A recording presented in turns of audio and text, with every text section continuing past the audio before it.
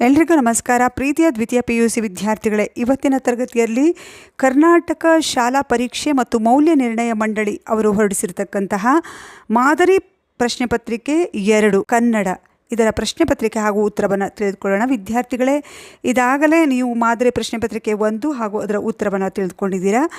ಇವತ್ತಿನ ವಿಡಿಯೋದಲ್ಲಿ ನಾನು ಮಾದರಿ ಪ್ರಶ್ನೆ ಪತ್ರಿಕೆ 2 ತಿಳಿಸ್ಕೊಡ್ತಾ ಇದ್ದೀನಿ. ಈಗ ಪ್ರಶ್ನೆ ಪತ್ರಿಕೆಗೆ ಹೋಗೋಣ. ಮೊದಲನೇ ಪ್ರಶ್ನೆ, ಈ ಕೆಳಗಿನ ಪ್ರಶ್ನೆಗಳಿಗೆ ನೀಡಿರುವ ಉತ್ತರಗಳಲ್ಲಿ ಸರಿಯಾದುದನ್ನು ಆರಿಸಿ ಬರೆಯಿರಿ. 10 ಪ್ರಶ್ನೆ ಇರ್ತವೆ. ಪ್ರಶ್ನೆಯೊಂದಕ್ಕೆ 1 ಅಂಕ. ಪ್ರಶ್ನೆ 1, ರಾವಣನ ರೂಪು ಸೀತಾದೇವಿಗೆ ತೃಣಕಲ್ಪಮ್ಮಾಯಿತು, ಪತಿಭಕ್ತಿಯೋಳ್ ಆರಿ ವನಿತೆಯ ತೆರದಿಂ, ಸದ್ಭಾವಮನ್ನೊಳಗೊಂಡ ಪುಣ್ಯವತಿಯರ್ ಸತಿಯರ್. ಈ ಪದ್ಯ ಭಾಗಕ್ಕೆ ಸಂಬಂಧಿಸಿದಂತೆ ಕೆಳಗಿನ ಯಾವ ಹೇಳಿಕೆ ಸರಿಯಾಗಿದೆ? ಎಲ್ಲ ಸತಿಯರು ಪುಣ್ಯವತಿಯರೇ, ಸೀತೆಗೆ ರಾಮನಲ್ಲಿ ಹೆಚ್ಚು ಭಕ್ತಿ, ಸೀತೆ ರಾಮನಲ್ಲಿ ಸದ್ಭಾವ ಒಳಗೊಂಡ ಪುಣ್ಯವತಿ, ಪತಿಭಕ್ತಿಯಲ್ಲಿ ಸದ್ಭಾವವು ತೃಣ ಸಮಾನ. ಇದರಲ್ಲಿ correct answer option E, Sita ರಾಮನಲ್ಲಿ ಸದ್ಭಾವ ಒಳಗೊಂಡ ಪುಣ್ಯವತಿ. ಪ್ರಶ್ನೆ 2, ಗುರು ಹೇಗೆ ವರ್ತಿಸಬಾರದು? ಆಪ್ಷನ್ಸ್: ಲಘುವಾಗಿ, ವಿನಯವಂತನಾಗಿ, ಘನತೆಯುಳ್ಳವನಾಗಿ, ಹಸನ್ಮುಖಿಯಾಗಿ. ಆಪ್ಷನ್ ಅ, ಲಘುವಾಗಿ. ಹಾಗೆ ಮುಂದಿನ ಪ್ರಶ್ನೆ, ಹಗೆಯನ್ನು ಏನೆಂದು ಉಪೇಕ್ಷಿಸಬಾರದು? ಆಪ್ಷನ್ಸ್: ವೀರನೆಂದು, ಶತ್ರುವೆಂದು, ಬಾಲಕನೆಂದು, ಸ್ನೇಹಿತನೆಂದು. ಕರೆಕ್ಟ್ ಆನ್ಸರ್ ಬಾಲಕನೆಂದು. ಮುಂದಿನ ಪ್ರಶ್ನೆ, ದುರ್ಗಂಧ ಬಿಡದಿರುವುದು ಡ್ಯಾಶ್: ಆನೆ, ಊರಹಂದಿ, ಗೂಬೆ, ಕೋತಿ. Correct answer ಊರಹಂದಿ.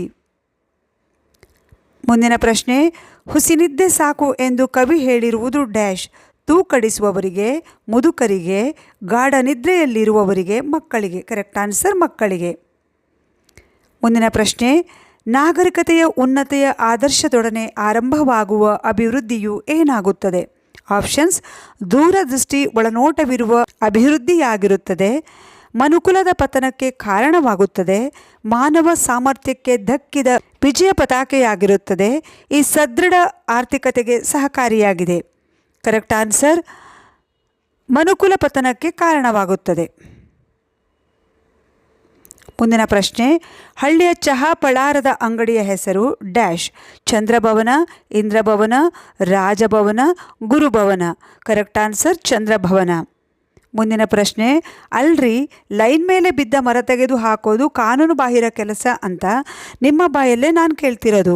ನಿಮ್ಮ ಡಿಪಾರ್ಟ್ಮೆಂಟ್ನ ಮರ ಅವನ ಡಿಪಾರ್ಟ್ಮೆಂಟಿನ ಕಂಬದ ಮೇಲೆ ಬಿದ್ದರೆ ಅವನು ಅದನ್ನು ತೆಗೆದು ಹಾಕಬೇಕೋ ಬೇಡವೋ ಹೇಳಿ.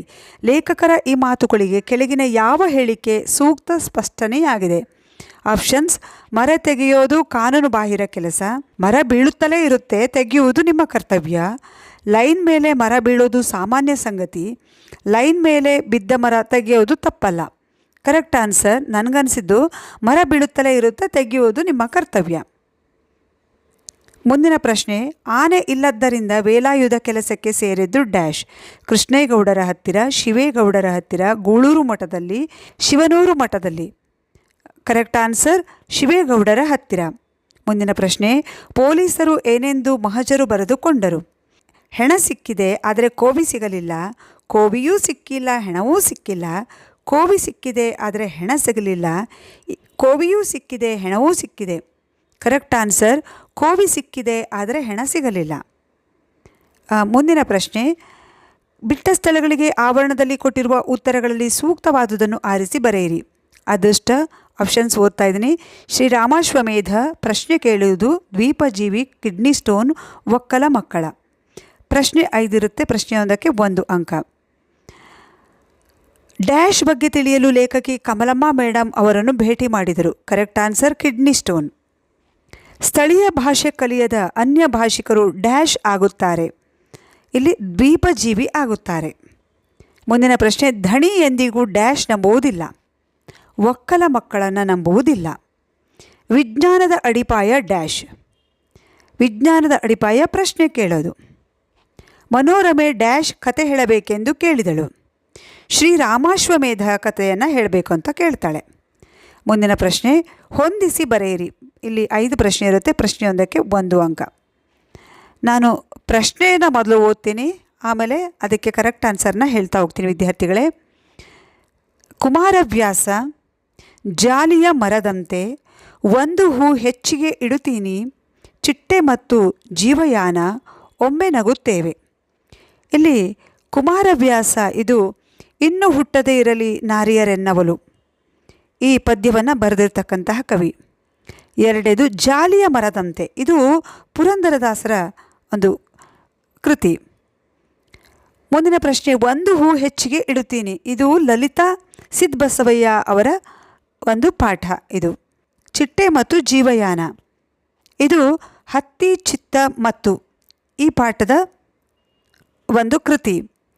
ಹಾಗೆ ಮುಂದಿನ ಪ್ರಶ್ನೆ, ಒಮ್ಮೆ ನಗುತ್ತೇವೆ, ಸುಕನ್ಯಾ ಮಾರುತಿಯವರು ಬರೆದಿದ್ದಾರೆ.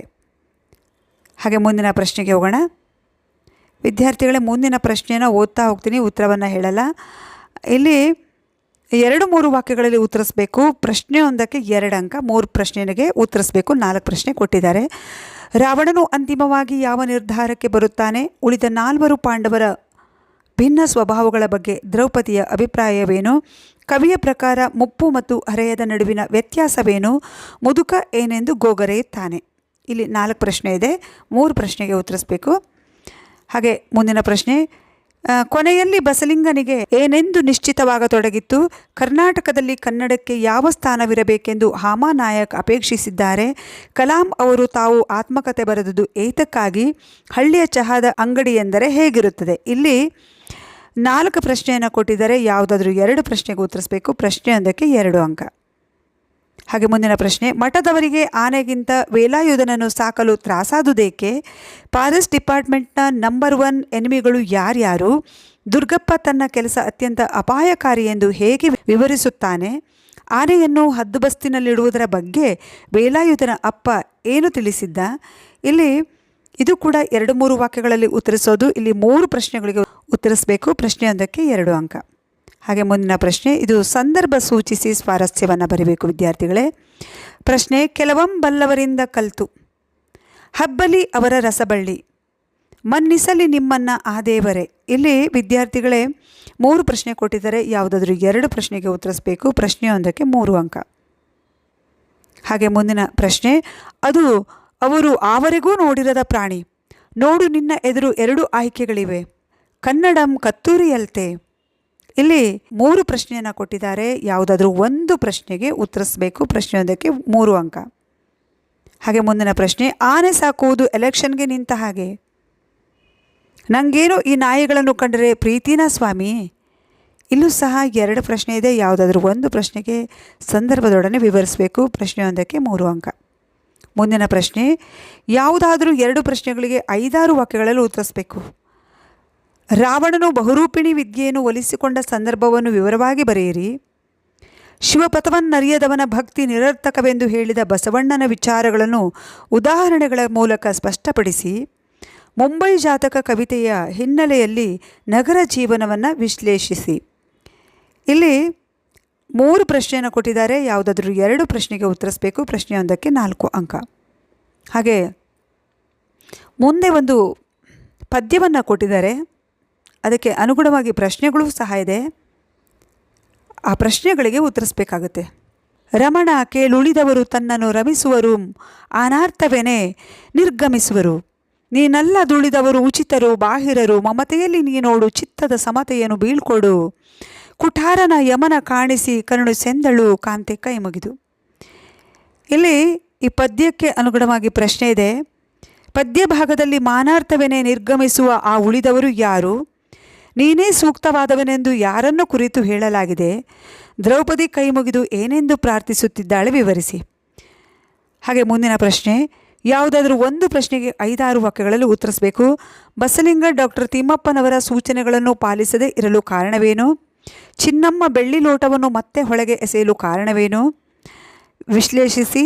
ಹಾಗೆ ಇಲ್ಲೂ ಕೂಡ ಯಾವುದಾದ್ರೂ 1 ಪ್ರಶ್ನೆಗೆ ಉತ್ತರಿಸಬೇಕು. ಪ್ರಶ್ನೆಯೊಂದಕ್ಕೆ 4 ಅಂಕ. ಮುಂದಿನ ಪ್ರಶ್ನೆ, ಪೋಸ್ಟ್ಮನ್ ಜಬ್ಬಾರನ ಬವಣೆಗಳನ್ನು ನಿರೂಪಕರು ಹೇಗೆ ವಿವರಿಸಿದ್ದಾರೆ? ಟೆಲಿಫೋನ್ ಲೈನ್ಮನ್ ತಿಪ್ಪಣ್ಣನ ಸಾವು ಹೇಗಾಯಿತು ಎಂಬುದನ್ನು ನಿಮ್ಮ ಮಾತುಗಳಲ್ಲಿ ಸಂಕ್ಷಿಪ್ತವಾಗಿ ಬರೆಯಿರಿ. ಇಲ್ಲೂ ಸಹ 2 ಪ್ರಶ್ನೆ ಇದೆ. ಯಾವುದಾದ್ರೂ 1 ಪ್ರಶ್ನೆಗೆ ಉತ್ತರಿಸಬೇಕು. ಇನ್ನು ವ್ಯಾಕರಣಕ್ಕೆ ಸಂಬಂಧಿಸಿರ್ತಕ್ಕಂತಹ ಪ್ರಶ್ನೆ ವಿದ್ಯಾರ್ಥಿಗಳೇ, ನಾನು ಓರಲಿ ಹೇಳ್ತಾ ಹೋಗಿದ್ದೀನಿ. ಈ ಸಾರಿ ಉತ್ತರಗಳನ್ನು ಬರೆದಿಲ್ಲ ನಾನು.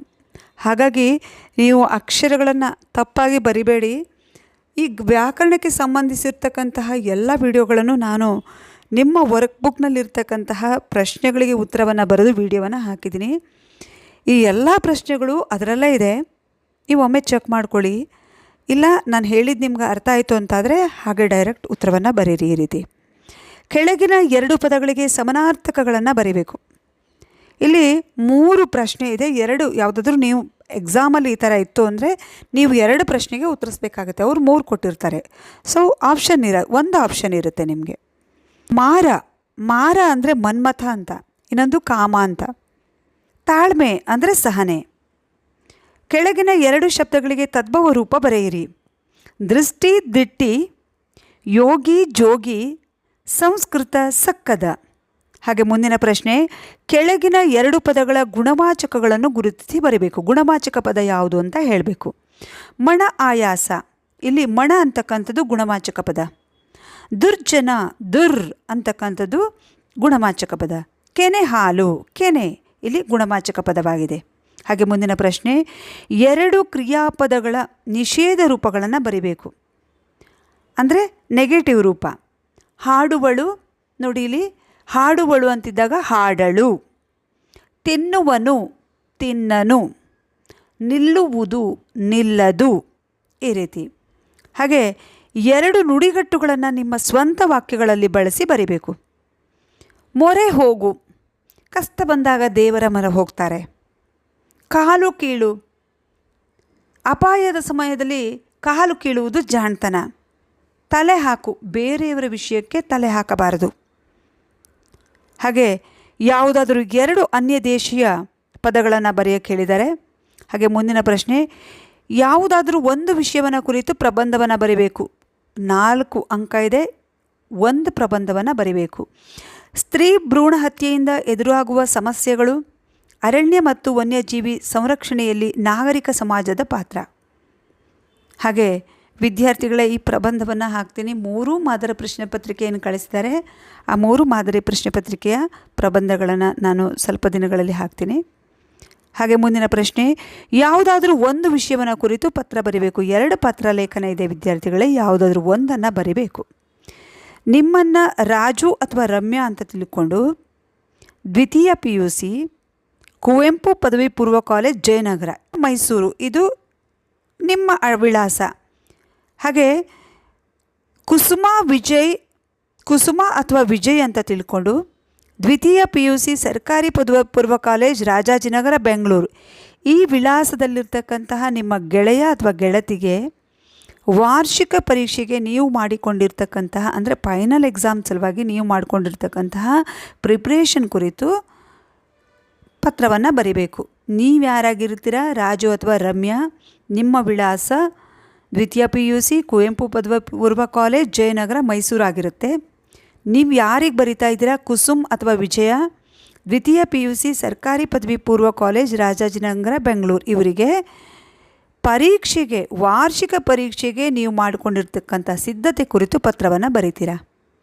ಹಾಗೆ ಮುಂದಿನ ಪ್ರಶ್ನೆ, ಪ್ರದೀಪ್ ಸುನೀತಾ, ದ್ವಿತೀಯ PUC JSS ಪದವಿ ಪೂರ್ವ ಕಾಲೇಜ್, ಮಣಿಪಾಲ್, ಉಡುಪಿ, ಇದು ನಿಮ್ಮ ವಿಳಾಸ ಅಂತ ತಿಳ್ಕೋಬೇಕು.